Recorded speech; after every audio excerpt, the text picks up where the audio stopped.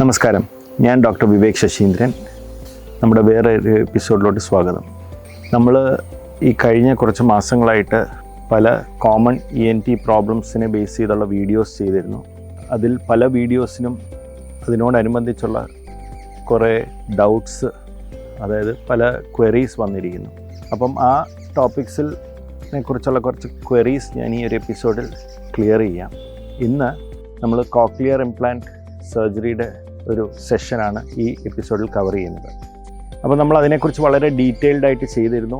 ആർക്കാണ് ഈ പ്രൊസീജിയർ ചെയ്യുന്നത്, അതിന് ഏജ് ലിമിറ്റേഷൻ എന്തെങ്കിലും ഉണ്ടോ, ഏതാ പ്രായക്കാർക്ക് ചെയ്യാൻ പറ്റും, അതിനോടനുബന്ധിച്ചുള്ള കോംപ്ലിക്കേഷൻസ്, അതെപ്പോൾ ചെയ്യണം എന്നുള്ളതൊക്കെ നമ്മൾ കവർ ചെയ്തിരുന്നു.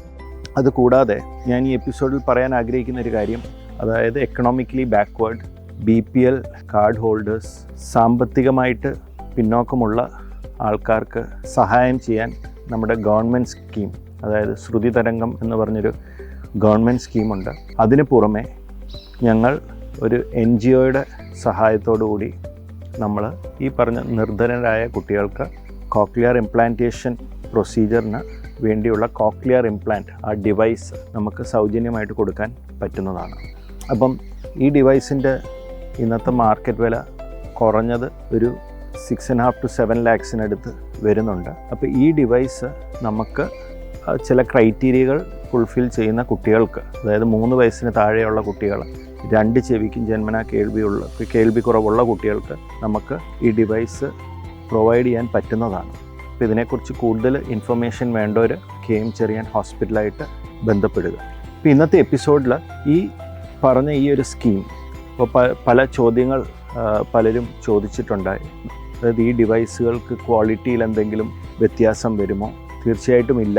നമ്മൾ പ്രൊവൈഡ് ചെയ്യുന്നത്, അല്ലെങ്കിൽ നമ്മൾ ഇംപ്ലാന്റ് ചെയ്യുന്ന ഡിവൈസുകൾ എല്ലാം FDA അപ്രൂവലുള്ള ഡിവൈസുകളാണ്. FDA എന്ന് പറഞ്ഞാൽ ഫുഡ് ആൻഡ് ഡ്രഗ് അഡ്മിനിസ്ട്രേഷൻ.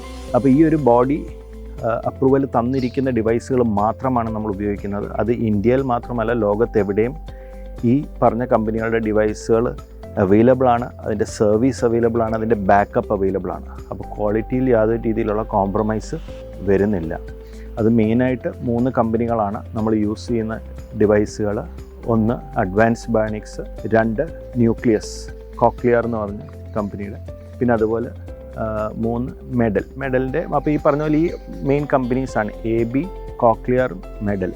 അതിൻ്റെ പിന്നെ പല മോഡൽസ് ഉണ്ട്. അത് ഡെഫിനറ്റ്ലി ഇപ്പോൾ ഈ പറഞ്ഞ ഗവൺമെൻറ് സ്കീമിലോ ഈ NGO ഫണ്ടിങ് വഴി കിട്ടുന്നതിനകത്ത് നമുക്കതിൻ്റെ ഒരു അവർ സെലക്ട് ചെയ്യുന്ന മോഡൽസ് മാത്രമായിരിക്കും അവൈലബിൾ.